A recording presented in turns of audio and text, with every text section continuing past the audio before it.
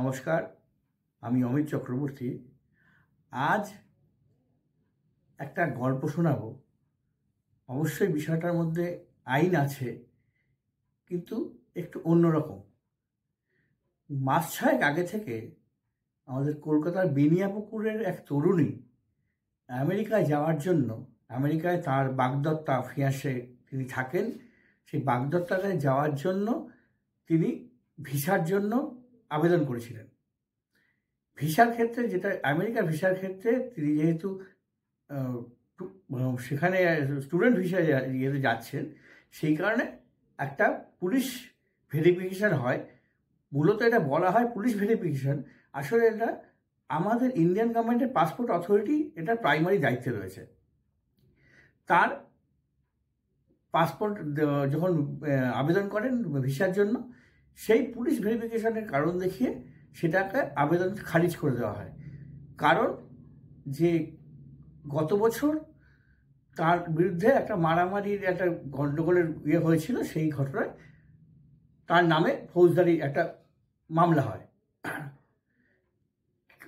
মানে বিষয়টা হচ্ছে যে ফৌজদারি মামলা হয়েছে, কিন্তু খুব বড় কিছু মামলা নয়, ছোটোখাটো মানে পারিবারিক বিবাদের ঘটনার অভিযোগ করা হয়েছে এবং সেখানে তার নামটা ছিল।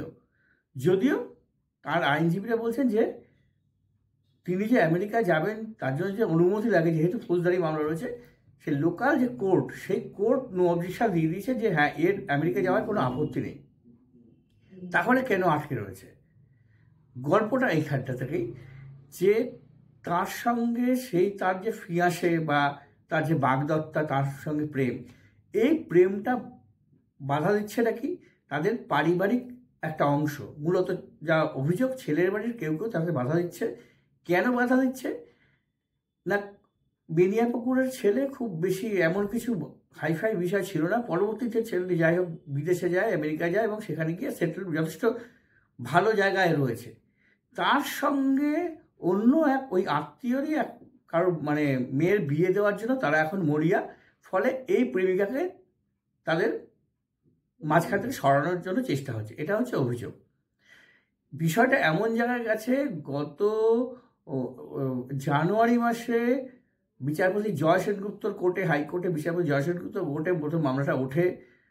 তিনি বলেন, তার প্রশ্ন একটাই, যে এই যে মামলা রয়েছে, প্রথম কথা লোয়ার কোর্ট যে কোর্টে জুরিডিকশনে তার মামলা, সেই কোর্ট বলে দিয়েছে যে না, এর বিদেশে যাওয়া আমার কোনো আপত্তি নেই। তাহলে আপনার কেন আটকাচ্ছেন? পাসপোর্ট অথরিটিকে এরা প্রশ্ন করে।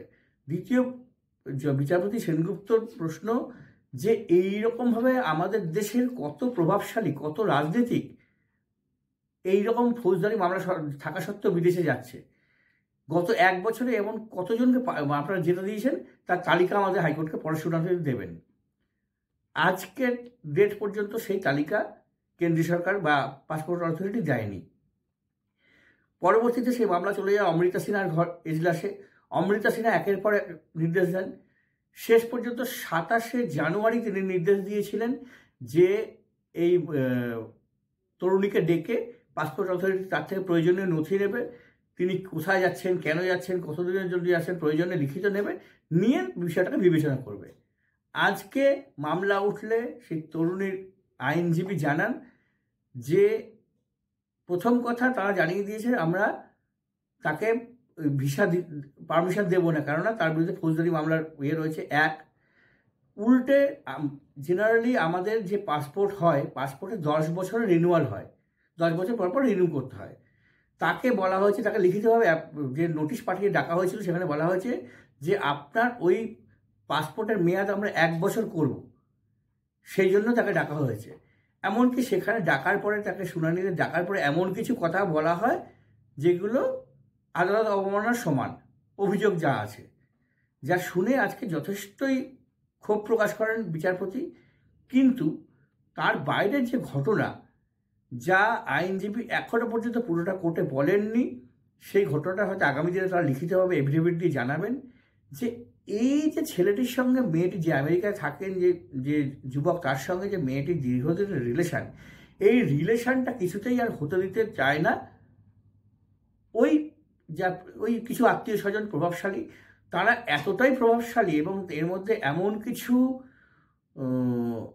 প্রভাবশালী ব্যক্তি রয়েছেন, যাদের এক্ষুনি নাম করা যাচ্ছে না, নাম করতে তারা এখনও চাইছেন না, কিন্তু কোর্টে এটা হয়তো দেবেন, যে তাঁরা এটার মধ্যে এতটাই খবরদারি করছেন যে পাসপোর্ট অথরিটি পর্যন্ত হাইকোর্টের একের পর এক নির্দেশ থাকা সত্ত্বেও সেই তরুণীকে আমেরিকায় যেতে দেওয়ার ক্ষেত্রে যাবতীয় বল প্রয়োগ করে যাচ্ছে। বিভিন্ন এখানে বল প্রয়োগ মনে হচ্ছে আইনি বাধা তৈরি করে যাচ্ছে।